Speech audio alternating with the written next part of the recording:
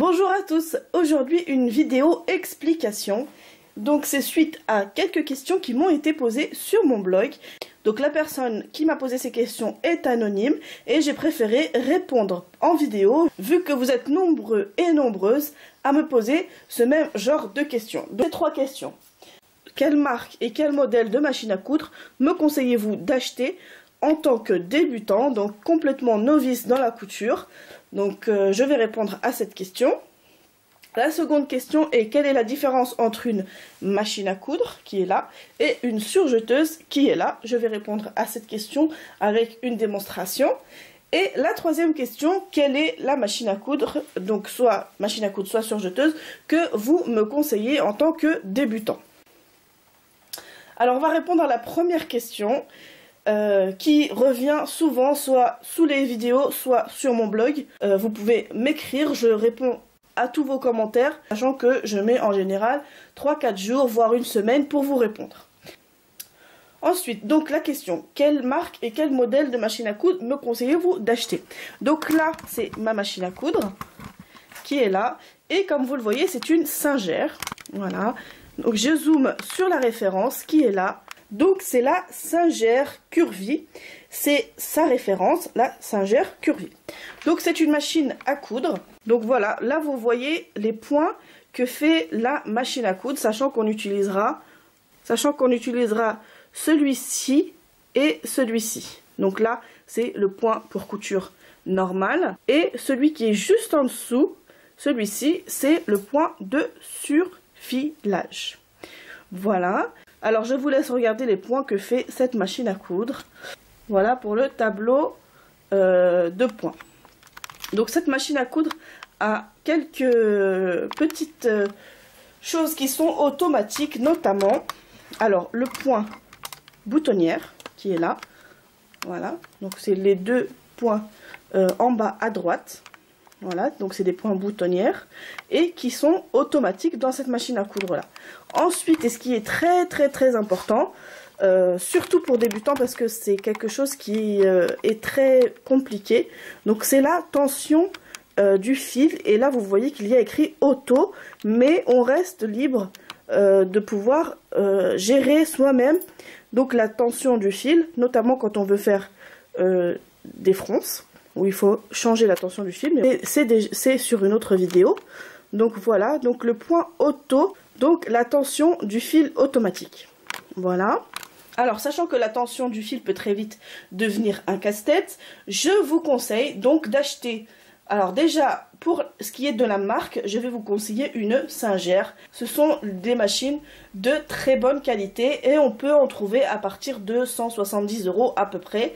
Donc si vous êtes débutant, 150 €, 170 €, vous pouvez trouver une machine à coudre. Donc pour ce qui est des points qu'elle fait, elle n'aura pas tous ces points là. Le plus important, donc comme je vous ai dit, c'est le point plat, le point droit pour la couture et le surfilage pour surfiler. Ça, même les machines les moins chères ont le point zigzag, donc vous pouvez aller même sur des machines qui sont à bas prix, on va dire. Déjà, je vous le conseille puisque vous savez pas au départ si vous allez aimer ou pas la couture. Il faut vraiment pratiquer la couture pour savoir si on va aimer. Donc n'investissez pas énormément au départ, juste pour savoir si vous aimez ou pas. Ensuite, de toute façon, si vous aimez ça, si vous aimez la couture et que vous faites des œuvres, vous allez peut-être monter en gamme et ça sera un investissement vu que quand on achète une machine 300 ou 400 €, pour faire juste ses rideaux ou juste des ourlets, eh bien c'est pas rentable. Alors que si on prend une machine 300 ou 400 € et qu'on fait vraiment nos vêtements avec, qu'on va travailler avec, eh bien elle va devenir rentable cette machine à coudre. Voilà, donc ça, il faut y penser par rapport au budget que vous allez mettre. Donc moi, quand vous me demandez, soit par mail, soit sous les commentaires, quelle machine à coudre que je vous conseille, je vous demande toujours quel est votre budget et qu'est-ce que vous allez en faire. Donc si vous voulez juste une machine à coudre pour retoucher des vêtements, pour faire des coussins, pour faire des draps, je vais vous conseiller le bas prix.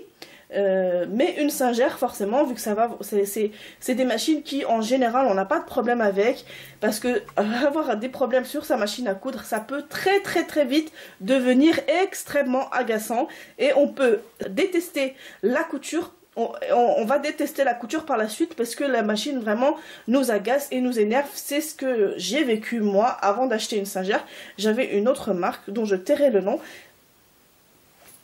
Et elle m'a vraiment énervée. Je devais faire des allers-retours chez le réparateur. Voilà, donc maintenant ça fait 2 ans que j'ai cette singère là et j'ai aucun problème. Voilà, donc je vous conseille d'acheter de la marque, de la qualité. Comme ça, vous avez plus de chances, donc vous aurez plus de chances d'aimer, d'apprécier la couture et d'apprécier coudre. Voilà, donc pour ce qui est quel modèle de machine à coudre j'utilise, je vous conseille, si vous voulez juste faire des retouches, des ourlets, etc., donc prendre les bas prix.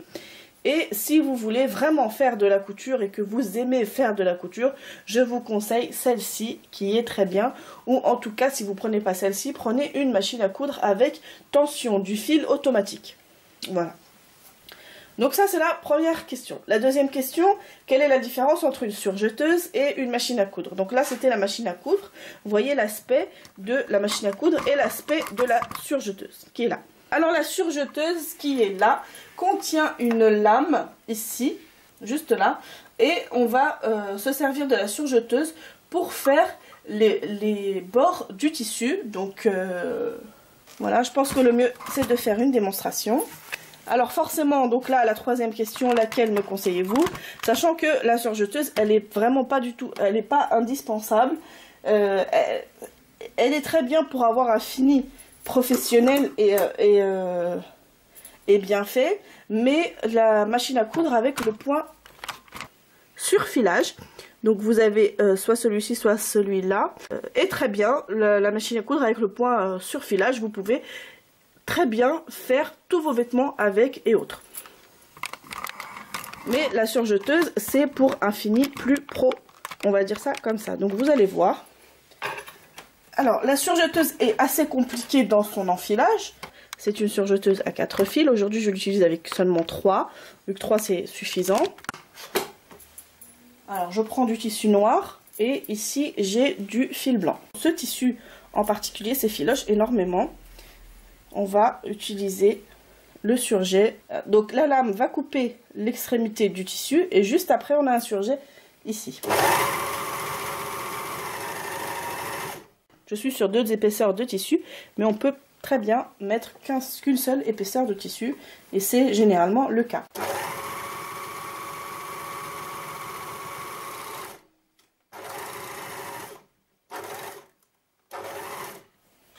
Voilà. Donc vous voyez ici la surjeteuse, ce qu'elle fait, c'est ceci. Donc c'est un fini propre. Donc, parce qu'il est coupé et juste après il est protégé, donc surjeté, et donc plus professionnel on va dire. Mais voilà, là on va passer à la machine à coudre.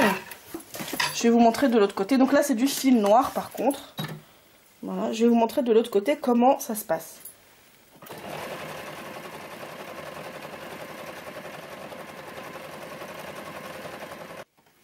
Alors je sais pas si vous avez... Voilà. Donc vous voyez les zigzags qu'il y a là. Eh bien, c'est mon surfilage. Donc ici, en blanc, le surjet. En noir, ici, le surfilage. Et donc là, comme il n'y a pas de lame, je vais prendre ma paire de ciseaux et couper à ras. Voilà. Donc c'est un rendu qui est aussi assez propre. Le surfilage ici. Donc vous voyez bien ici les zigzags au fil noir et le surjet ici. Donc voilà. Donc si on n'a pas de surfileuse, si on n'a pas de surjeteuse, ici le surjet, on fait avec la machine à coudre, donc le point zigzag, et ça fonctionne très bien. Maintenant c'est un fini qui est moins professionnel que l'autre, mais ça fonctionne très bien aussi. Moi j'ai fait ça pendant, je viens d'acheter ma surjeteuse et ça fait plus de 7 ans que je fais de la couture maintenant, donc on s'en passe vraiment. Voilà, je crois que j'ai répondu aux 3 questions. Donc la dernière question, laquelle me conseillez-vous? Forcément. Donc forcément je vous conseille la machine à coudre, vu qu'on peut tout faire avec. On peut également broder et on peut mettre notre boutonnière, ce qui n'est pas négligeable. Voilà, donc j'espère avoir répondu à vos questions, très cher anonyme, vu que je ne connais pas votre prénom. Je vous dis à bientôt pour d'autres vidéos. Comme je vous l'ai dit, il va y avoir une série de vidéos sur la machine à coudre et comment l'utiliser. Voilà, à très bientôt!